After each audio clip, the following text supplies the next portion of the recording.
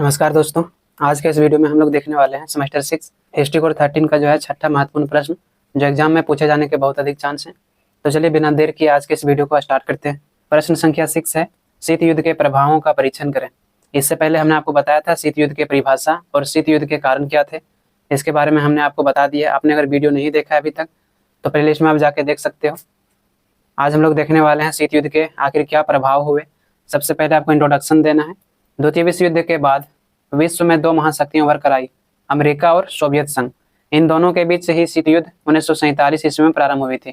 इन दोनों के बीच ही जो है 1947 में शीत युद्ध प्रारंभ हुई थी।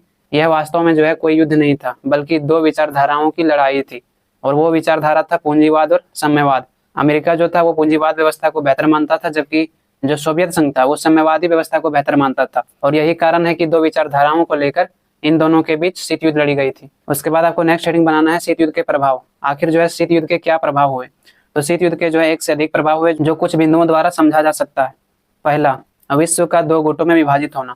जब शीत युद्ध हो रहा था उस समय पूरे विश्व जो है दो गुटों में विभाजित हो गया, एक पूंजीवादी और दूसरा साम्यवादी व्यवस्था वाली। शीत युद्ध के दौरान विश्व दो गुटों में बंट गया था। पहला जो था वो पूंजीवाद अर्थव्यवस्था वाला था और दूसरा साम्यवादी अर्थव्यवस्था वाला गुट था।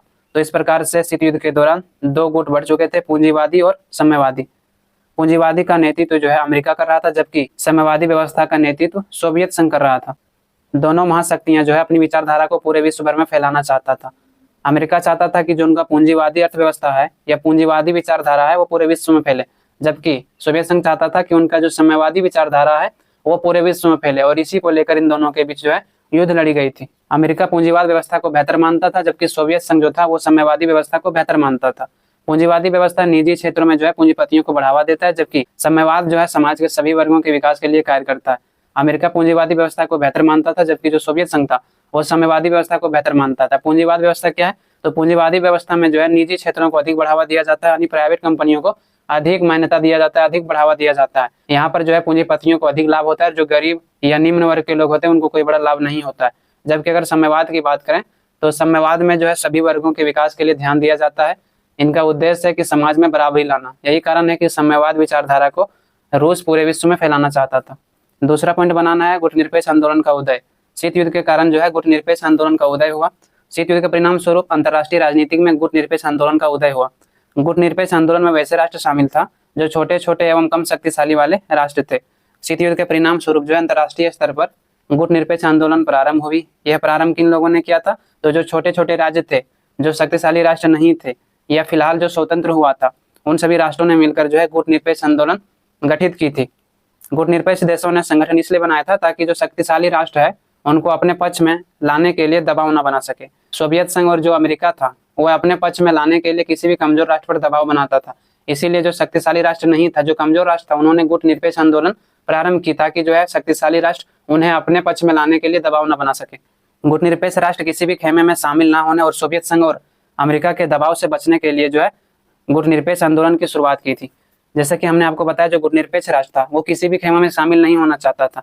यही कारण है कि अमेरिका और सोवियत संघ के दबाव से बचने के लिए जो है गुटनिरपेक्ष आंदोलन की शुरुआत हुई थी। गुटनिरपेक्ष राष्ट्रों के पास यह अधिकार था कि वह अपना निर्णय स्वयं ले सकता है। गुटनिरपेक्ष राष्ट्रों के पास जो है यह अधिकार था कि उनका जो निर्णय है वह स्वयं ले सकता है। लेकिन अगर आप महाशक्ति में शामिल हो जाओगे तो ऐसी स्थिति में जो भी निर्णय महाशक्ति राष्ट्र लेगा वही आपको मानना पड़ेगा।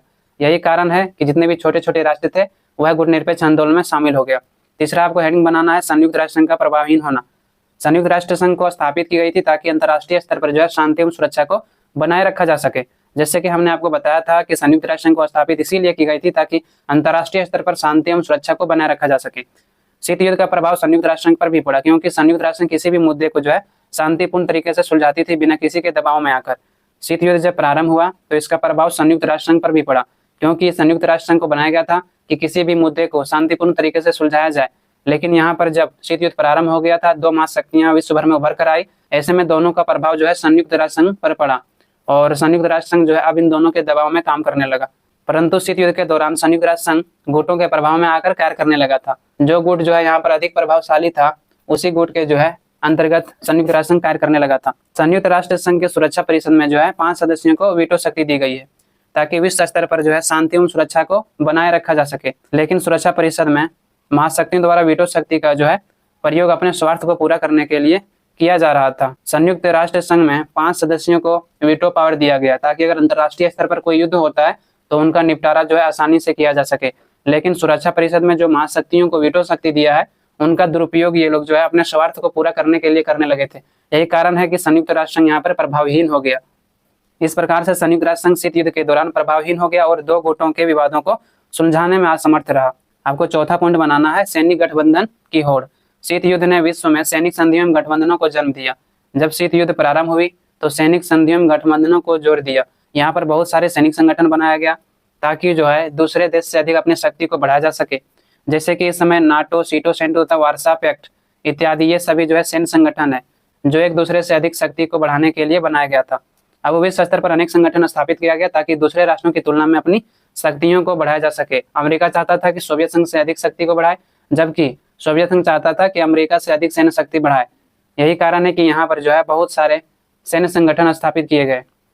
इस संगठन में शामिल राष्ट्रों को कहा जाता था एक राष्ट्र पर हमला सभी राष्ट्र पर हमला माना जाएगा और सभी लोग मिलकर उनका सामना करेंगे। इस संगठन का प्रमुख उद्देश्य था अगर कोई भी राष्ट्र उसमें शामिल सदस्यों पर हमला करता है तो सभी लोग मिलकर उसका सामना करेगा। इस समय 2 महत्वपूर्ण सैनिक संगठन नाटो और वार्सा पैक्ट था। इस समय जो 2 सबसे महत्वपूर्ण सैनिक संगठन था वो था नाटो और वार्सा पैक्ट। नाटो जो अमेरिका द्वारा गठित किया गया था, जबकि वार्सा जो है सोवियत संघ द्वारा गठित किया गया था और ये दोनों जो है सैन्य संधि था। नाटो की स्थापना 4 अप्रैल 1949 ईस्वी में अमेरिका द्वारा किया गया था, जिसका उद्देश्य था इसमें शामिल राष्ट्रों को सैन्य सहायता करना। नाटो की स्थापना आपको अगर पूछा जाए तो 4 अप्रैल 1949 ईस्वी में अमेरिका द्वारा किया गया था, जिसका प्रमुख उद्देश्य था इसमें शामिल देशों को सैन्य सहायता देना। जबकि सोवियत संघ ने वार्सा पैक्ट की स्थापना 1955 में किया था, जिसका उद्देश्य था नाटो का मुकाबला करना। जब अमेरिका ने 4 अप्रैल 1949 को नाटो की स्थापना करी थी अपने सैन्य शक्ति को बढ़ाने के लिए, तो इसको देखते हुए सोवियत संघ ने जो है वार्सा पैक्ट की स्थापना 1955 में किया, जिसका मुख्य उद्देश्य था नाटो का मुकाबला करना। उसके बाद जो है आपको निष्कर्ष लिखना है। शीत युद्ध 2 महाशक्तियों के बीच लड़ी गई थी जो 2 अलग अलग विचारधारा को लेकर था, पूंजीवाद और साम्यवाद। यह युद्ध बिना किसी हथियार के लड़ा गया था। इसका कारण था दोनों महाशक्तियों के बीच शक्ति का संतुलन होना। शीत युद्ध जो है 2 महाशक्तियों के बीच लड़ी गई थी जो अलग अलग विचारधारा को लेकर लड़ा गया था। एक तरफ था पूंजीवाद और दूसरी तरफ था साम्यवाद। पूंजीवाद अर्थव्यवस्था को जो है अमेरिका नेतृत्व कर रहा था, जबकि साम्यवाद का नेतृत्व सोवियत संघ कर रहा था। यह युद्ध बिना हथियार का इसलिए लड़ा गया था क्योंकि वास्तव में यह कोई युद्ध नहीं था, बल्कि 2 विचारों के द्वारा जो है यह युद्ध लड़ा गया था। यही कारण है कि इसमें कोई खून खराबा नहीं हुआ था। इसमें सवाल यह भी आता है कि आखिर इसमें हथियार का प्रयोग क्यों नहीं किया गया था। तो इसमें हथियार का प्रयोग इसलिए नहीं किया गया था क्योंकि जो दोनों महाशक्तियां था उनके बीच जो है शक्ति बराबर थी। जब शक्ति संतुलन रहेगा तो ऐसी स्थिति में उन दोनों के बीच युद्ध नहीं हुआ। अगर शक्ति संतुलन नहीं रहता तो अमेरिका कब का जो है सोवियत संघ पर अटैक कर देता, लेकिन जब इन दोनों के बीच बराबर शक्तियां थी तो किसी ने जो है पहले परमाणु हमला नहीं किया। तो इस प्रकार से यह युद्ध जो है हथियारों द्वारा नहीं लड़ा गया था। इस प्रकार से यहाँ पर समाप्त होता है दोस्तों। अगर आपको इस वीडियो से थोड़ी सी भी सहायता मिली हो तो आप एक लाइक सब्सक्राइब करना ना भूलें। आपकी एक लाइक और सब्सक्राइब मुझे नेक्स्ट वीडियो बनाने के लिए बहुत मोटिवेट करता है। आप सभी को पता है कि इस तरह से प्रश्न लिखने में बनाने में 5 से 6 घंटे लग जाते हैं और इसके लिए मैं आप लोगों से सिर्फ एक लाइक और सब्सक्राइब का उम्मीद करता हूँ। तो जिसने अभी तक लाइक और सब्सक्राइब नहीं किया है साथियों, एक लाइक और सब्सक्राइब जरूर कर दें, इससे हमारा हौसला बढ़ता है। आज के लिए इतना ही। आप लोगों से मिलते हैं बहुत जल्द नेक्स्ट वीडियो में। धन्यवाद।